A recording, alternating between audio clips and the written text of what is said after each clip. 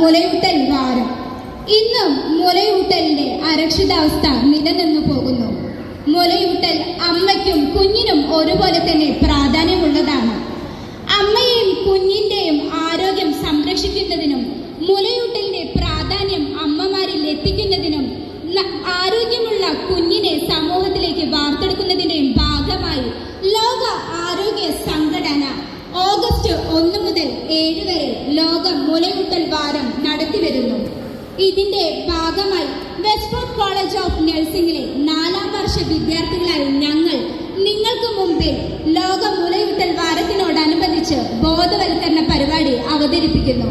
നിങ്ങളേവരെയും ഹാർദവുമായി ഈ പരിപാടിയിലേക്ക് സ്വാഗതം ചെയ്യുന്നു.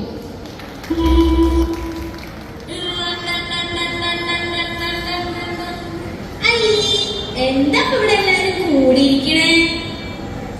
ലോക മുലയൂട്ടൽ വാരം 2024 ഓഗസ്റ്റ് 1 തുടങ്ങി 7 വരെ. ഇതൊക്കെ എന്തിനാ ആചരിക്കണേ? എന്തിനാണോ? ചാക്യാർക്കപ്പ ഇതിന്റെ പ്രാധാന്യത്തെ കുറിച്ചൊന്നും അറിയില്ലേ? അല്ല, ഇതൊക്കെ എനിക്കാരും പറഞ്ഞു തരാനാ? എന്നാ ഈ ചാക്യാറും കൂടെ നിങ്ങളുടെ ഒപ്പം എന്നാ പോരെ. അതാ നോക്കിയേ, നിറവയറുമായിട്ടൊരു ഗർഭിണി വരുന്നുണ്ടല്ലോ.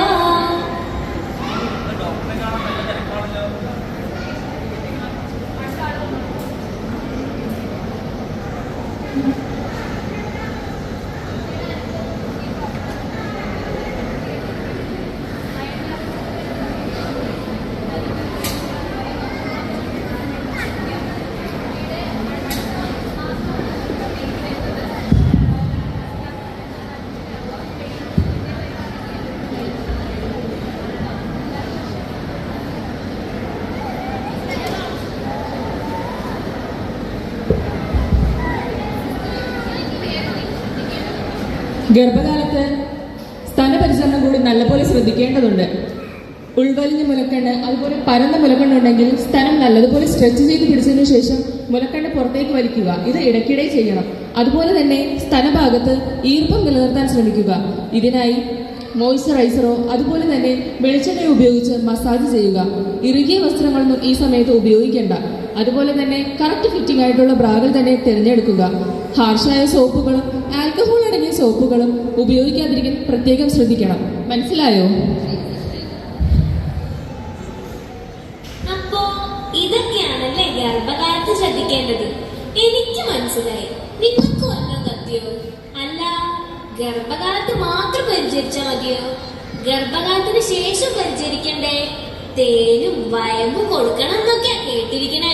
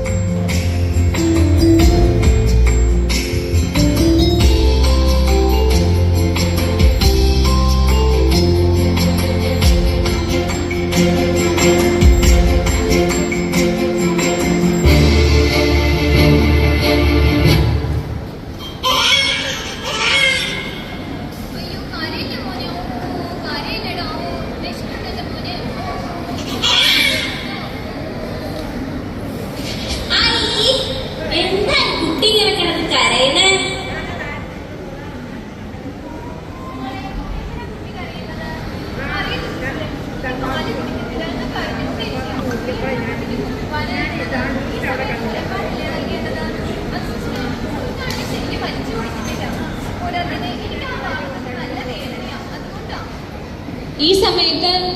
കുട്ടിക്ക് മുലപ്പാലാണ് നൽകേണ്ടത്. മുലപ്പാൽ നൽകുന്നതിലൂടെ കുട്ടിക്ക് മാത്രമല്ല അമ്മയ്ക്കും ഉണ്ട് ഗുണങ്ങൾ. അത് ഏതൊക്കെയാണെന്ന് നിനക്കറിയാമോ? നിങ്ങൾക്കറിയാമോ അത് ഏതൊക്കെയാണെന്ന്?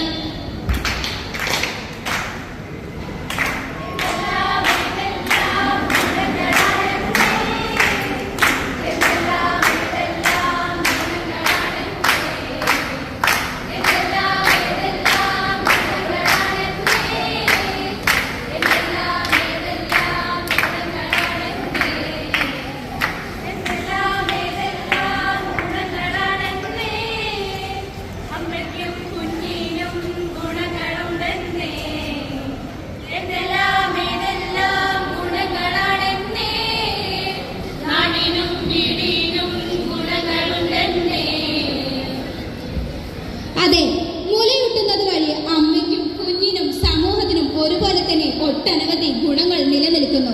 ഈ ചാക്യാരോട് നമുക്ക് കുറച്ച് ഗുണങ്ങളൊക്കെ ഒന്ന് പറഞ്ഞു കൊടുത്താലോ? അമ്മയ്ക്കുള്ള ഗുണങ്ങളിലേക്ക് തന്നെ നമുക്ക് ആദ്യം നോക്കാം. ഈ അമ്മ കുഞ്ഞിന് മുലപ്പാൽ കൊടുക്കുന്നത് വഴി അമ്മയ്ക്ക് സ്തനാർബുദം വരുന്നത് തടയാനും ഗർഭകാലത്തിന് ശേഷം വണ്ണം കുറയാനും അമ്മയുടെയും കുഞ്ഞിന്റെയും ആരോഗ്യം മെച്ചപ്പെടുത്താനും സഹായിക്കുന്നു. കുഞ്ഞിലേക്ക് ഒന്ന് എത്തി നോക്കിയാലോ?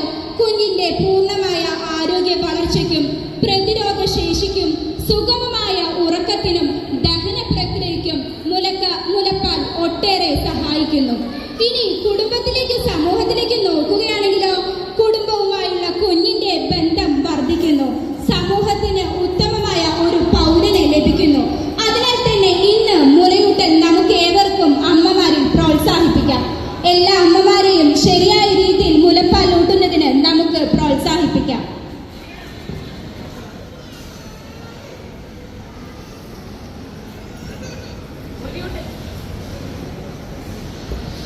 മുലയൂട്ടലിന് ഗുണങ്ങൾ എന്താണെന്ന് നിങ്ങളെല്ലാവരും അറിഞ്ഞില്ലേ? ശരിയായ മുലയൂട്ടൽ രീതികൾ ഏതാണെന്ന് കൂടി നമുക്കൊന്ന് നോക്കിയാലോ? രീതികൾ കാണാം.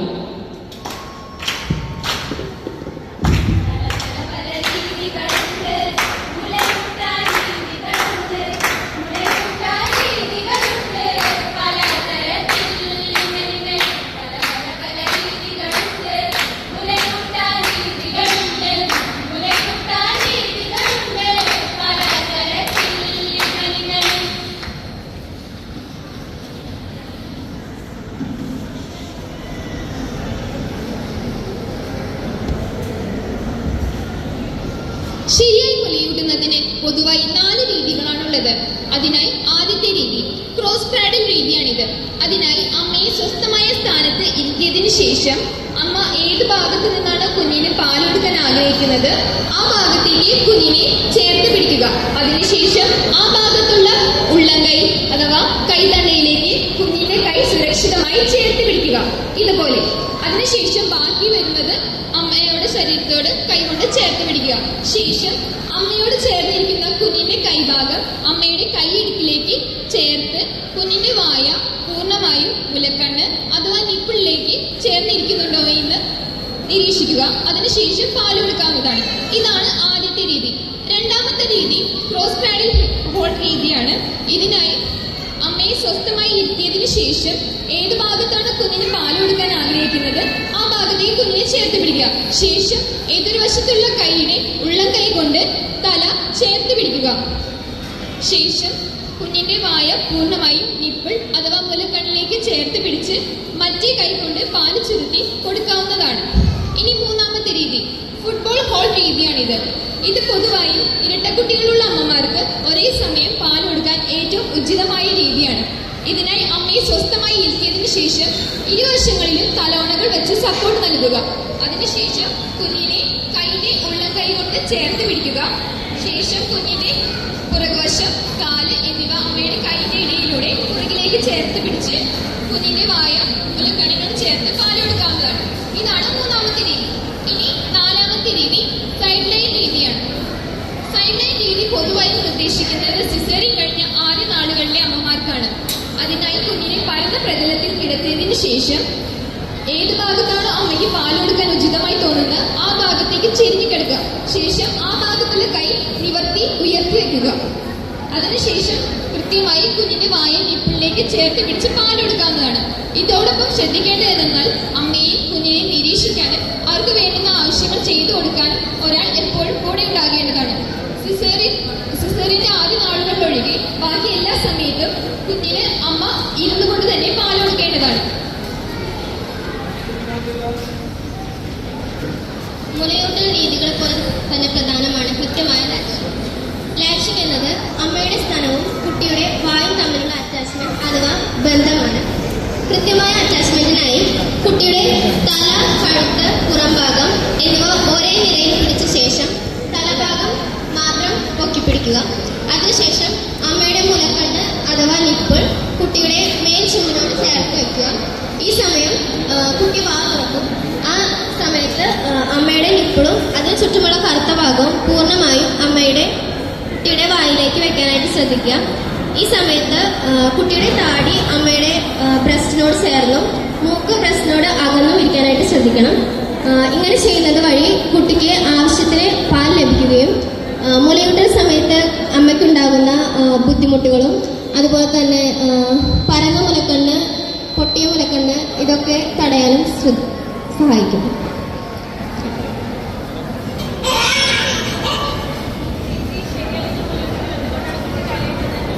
ചേച്ചി, പാല് കൊടുത്തതിന് ശേഷം തട്ടി കൊടുത്തിരുന്നോ? നിങ്ങൾക്കറിയാമോ ശരിയായ രീതിയിൽ എങ്ങനെയാണ് തട്ടി കൊടുക്കേണ്ടതെന്ന്?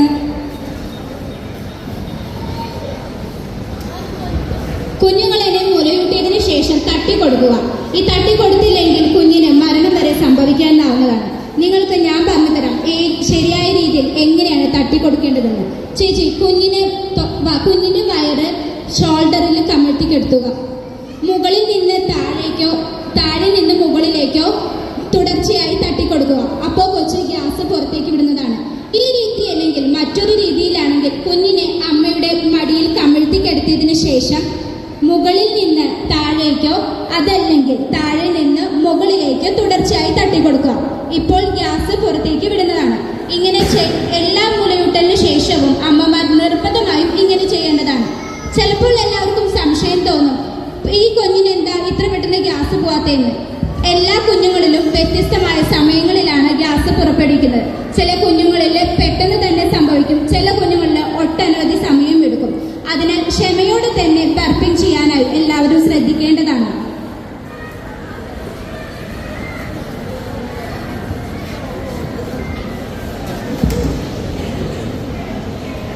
മുലപ്പാലിന്റെ ഗുണങ്ങളെ കുറിച്ചും മുലയൂട്ടിന്റെ രീതികളെ കുറിച്ചും പറഞ്ഞു. പക്ഷേ മുലയൂട്ടിന്റെ ആരംഭത്തെ കുറിച്ചും കുഞ്ഞിന്റെ പരിപാലനത്തെ കുറിച്ചും പറഞ്ഞില്ലല്ലോ ഡോക്ടറെ. അത് ഞാൻ പറഞ്ഞതാലോ. കുഞ്ഞ് ജനിച്ച് അരമണിക്കൂറിനുള്ളിൽ തന്നെ മുലയൂട്ടൽ ആരംഭിക്കണം. സിസേറിയൻ ഡെലിവറി ആണെങ്കിൽ കുട്ടി ജനിച്ച് 1 മണിക്കൂറിനുള്ളിൽ തന്നെ മുലയൂട്ടൽ ആരംഭിക്കുക. ഇരു സ്ഥാനങ്ങളിലും 5 മുതൽ 10 മിനിറ്റ് വരെ മാറി മാറി മുലയൂട്ടുക. കുഞ്ഞിനെ വിശക്കുന്നത് മനസ്സിലാക്കാൻ ഒന്നില്ലെങ്കിൽ കുഞ്ഞ് തുടർച്ചയായി കരയും, അല്ലെങ്കിൽ കൊച്ച് വിരൽ കുടിക്കും. ഇങ്ങനെയൊക്കെ കണ്ടാൽ കുട്ടിക്ക് വിശന്നിരിക്കാൻ നമുക്ക് മനസ്സിലാക്കാം. കുട്ടി ജനിച്ച് ആദ്യത്തെ 24 മണിക്കൂറിൽ 2 to 3 മണിക്കൂർ ഇടവിട്ട് മുലയൂട്ടാൻ ശ്രദ്ധിക്കുക. അതുമാത്രമല്ല, കുട്ടിയുടെ ആവശ്യമനുസരിച്ചാണ് നമ്മൾ പാലൂട്ടാൻ ശ്രദ്ധിക്കേണ്ടത്. രാത്രി കാലങ്ങളിലാണെങ്കിൽ നമ്മൾ കൃത്യമായ ഇടവേളകളിൽ മുലയൂട്ടാൻ ശ്രദ്ധിക്കണം. അത് നമ്മൾ എല്ലാവരും പാലിക്കേണ്ട ഒന്നാണ്. 6 മാസം വരെ കുട്ടി മുലപ്പാൽ തന്നെ കുടിക്കണം. അതുമാത്രമല്ല, ആദ്യം വരുന്ന പാൽ അഥവാ കൊളസ്ട്രോൾ അഥവാ നമ്മൾ അതിനെ മഞ്ഞപ്പാൽ എന്ന് വിളിക്കും, അത് നിർബന്ധമായി നമ്മൾ കുട്ടികൾക്ക് കൊടുക്കണം. അതിൻ്റെ ഗുണം എന്തെന്നാൽ ധാരാളം രോഗങ്ങളെ പ്രതിരോധിക്കാൻ അത് നമ്മളെ സഹായിക്കും. പിന്നെ കുട്ടിയുടെ ബുദ്ധിശക്തിക്കും വളർച്ചയ്ക്കും അത് വളരെ അത്യാവശ്യമാണ്. ഇപ്പോൾ എല്ലാം മനസ്സിലായി.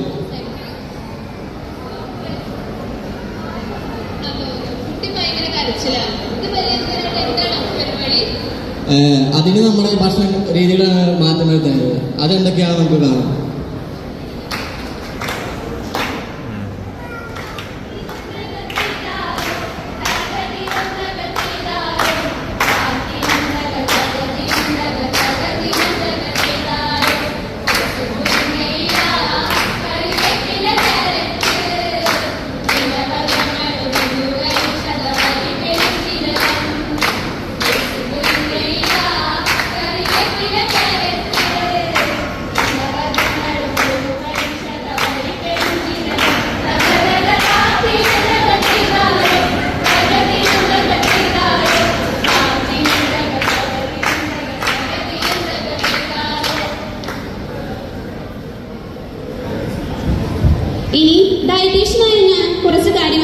പറഞ്ഞു തരാം. ഇത് ഫുഡ് ഗൈഡ് പിരമിഡാണ്. സാധാരണയായി മുലയൂട്ടുന്ന അമ്മമാർക്ക് കൊടുക്കുന്ന ഭക്ഷണങ്ങളെ ഗാലക്ടോഗോജസ് എന്നാണ് പറയുന്നത്. ഗാലക്ടോഗോജസ് ഫുഡ് ഗൈഡ് പിരമിഡിൽ എങ്ങനെയാണ് ക്രമീകരിച്ചിരിക്കുന്നതെന്ന് നോക്കാം. സാധാരണയായി 4 തട്ടുകളിലായാണ് ഗാലക്ടോഗോജസ് ക്രമീകരിച്ചിരിക്കുന്നത്. ആദ്യത്തെ തട്ടിൽ പഞ്ചസാര, ഉപ്പ്, എണ്ണ തുടങ്ങിയവയാണ്. പഞ്ചസാരയും ഉപ്പെല്ലാം മുലയൂട്ടുന്ന അമ്മമാർ വളരെ മിതമായി മാത്രമേ ഉപയോഗിക്കാൻ പാടുള്ളൂ. പ്രമേഹം, രക്തസമ്മർദ്ദം തുടങ്ങിയ രോഗങ്ങളിൽ നിന്ന് ഇതെല്ലാം മറികടക്കാൻ അമ്മയെ സഹായിക്കുന്നു. രണ്ടാമത്തെ തട്ടിലാണെങ്കിൽ പ്രോട്ടീൻ വിഭാഗത്തിൽപ്പെടുന്ന പാലുൽപ്പന്നങ്ങൾ, മാംസം, ഇറച്ചി, മീൻ, മുട്ട തുടങ്ങിയവയെല്ലാം ആണ് അടങ്ങിയിരിക്കുന്നത്. അടുത്ത തട്ടിൽ പച്ചക്കറികളും പഴവർഗ്ഗങ്ങളുമാണുള്ളത്. ഇവ അമ്മയുടെ ശരീരത്തിൽ ജലാംശം നിലനിർത്താൻ സഹായിക്കുന്നു. അവസാന തട്ടിൽ ധാന്യങ്ങളാണ് ഉൾപ്പെട്ടിരിക്കുന്നത്. അതായത് കടല, പരിപ്പ്, മുതിര തുടങ്ങിയവയെല്ലാം. വ്യായാമം ചെയ്യുന്ന അമ്മമാരാണെങ്കിൽ 1500 തൊട്ട് 2300 വരെയുള്ള കലോറി ദിവസേന കഴിക്കാവുന്നതാണ്. നിങ്ങളുടെ ഇടയിൽ മുലയൂട്ടുന്ന അമ്മമാരുണ്ടെങ്കിൽ അവർ സമീകൃതമായ ആഹാരം ഭക്ഷണക്രമത്തിൽ ഉൾപ്പെടുത്താൻ ശ്രദ്ധിക്കേണ്ടതാണ്.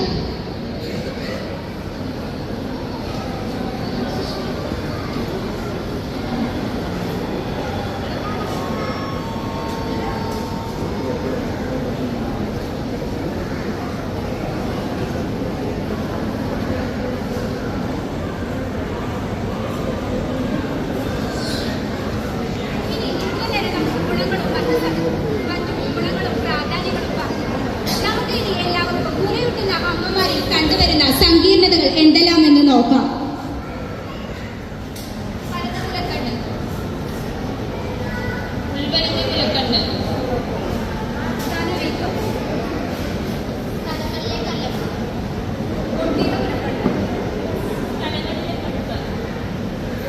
ഒട്ടേറെ മുലയൂട്ടുന്ന അമ്മമാരിൽ കണ്ടുവരുന്ന സങ്കീർണതകൾ നാം കണ്ടുവല്ലോ. ഇതിനെ എങ്ങനെ നിയന്ത്രിക്കാം? മുലയൂട്ടുന്നതിന് മുമ്പ് അമ്മ സ്തനഭാഗം നന്നായി തടവി കൊടുക്കുക. തടവുന്ന സമയത്ത് വേദനയുണ്ടെങ്കിൽ നമുക്ക് എന്ത് ചെയ്യാം? ചൂടുവെള്ളമോ തണുപ്പ് വെള്ളമോ പിടിക്കുക. ഇത് പിടിക്കുന്നത് വഴി അമ്മയ്ക്ക് അവിടുത്തെ വേദന കുറയ്ക്കാൻ സഹായിക്കും. കുഞ്ഞിന് പാല് കൊടുക്കുന്നതിന് മുമ്പായി അമ്മയുടെ കൈ വെച്ച് തന്നെ മുലപ്പാൽ ചുരുത്താനായിട്ട് ശ്രമിക്കുക. മുലയൂട്ടിയതിനു ശേഷവും മുലപ്പാൽ അവശേഷിക്കുന്നുണ്ടെങ്കിൽ അമ്മ സ്വയം ആ മുലപ്പാൽ പിഴിഞ്ഞു കളയേണ്ടതാണ്.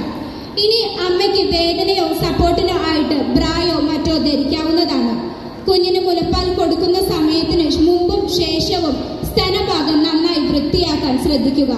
ഇത്രയും കാര്യങ്ങൾ ശ്രദ്ധിക്കുന്നത് വഴി മുലയൂട്ടുന്നതിലൂടെ ഉണ്ടാകുന്ന സങ്കീർണതകൾ നമുക്ക് പരിഹരിക്കാനാകും. ഇതിലൂടെ നമുക്ക് ഒരുമിച്ച് അമ്മമാരുടെ സ്തനഭാഗത്തെ പ്രശ്നങ്ങൾ തടയാനും പ്രതിരോധിക്കാനും പറ്റും. നമുക്ക് ഒന്നിച്ചായി പ്രതിരോധിക്കാം, പരിരക്ഷിക്കാം.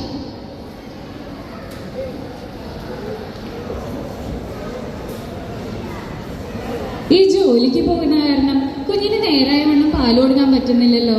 ഈ ജോലിക്ക് പോകുന്ന അമ്മമാർ കുഞ്ഞിന് എങ്ങനെ പാല് കൊടുക്കുക? അതിനെന്താ, ജോലിക്ക് പോകുന്ന അമ്മമാർക്ക് മുലപ്പാൽ ശേഖരിച്ചു വെക്കാലോ. മുലപ്പാൽ ശേഖരിക്കാനായി മെയിൻലി 4 രീതികളാണ് ഉള്ളത്. ഒന്ന്, അമ്മയ്ക്ക് സ്വയമേ പാല് പിഴിഞ്ഞ് ശേഖരിച്ചു വെക്കാം. രണ്ടാമത്തേതായി മാനുവൽ പമ്പുകൾ നമുക്ക് സുലഭമായി മേടിക്കാൻ കിട്ടും. ഈ മാനുവൽ പമ്പുകൾ ഉപയോഗിച്ച് നമുക്ക് മുലപ്പാൽ ശേഖരിച്ചു വെക്കാൻ സാധിക്കും.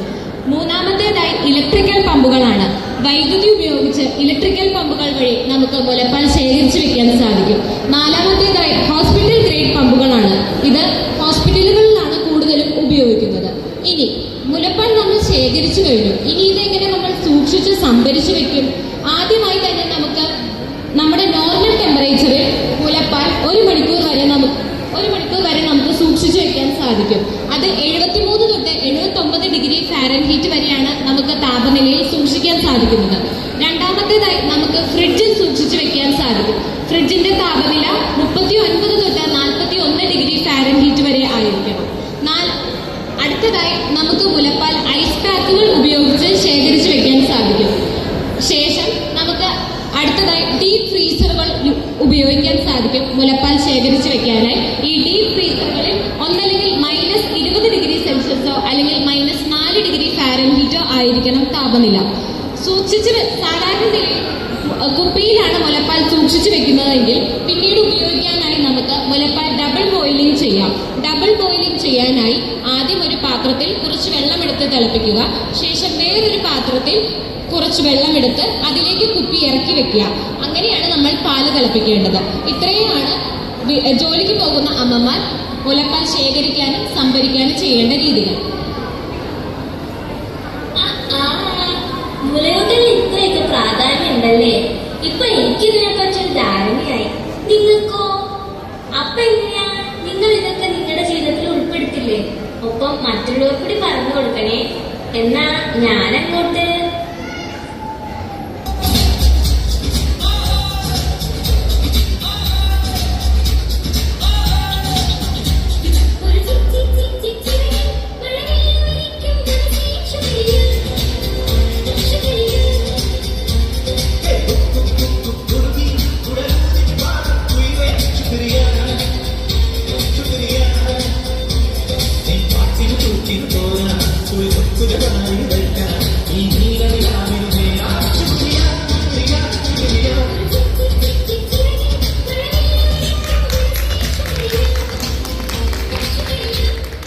ലോക മുലയൂട്ടൽ വാരം ഓഗസ്റ്റ് 1 മുതൽ 7 വരെ.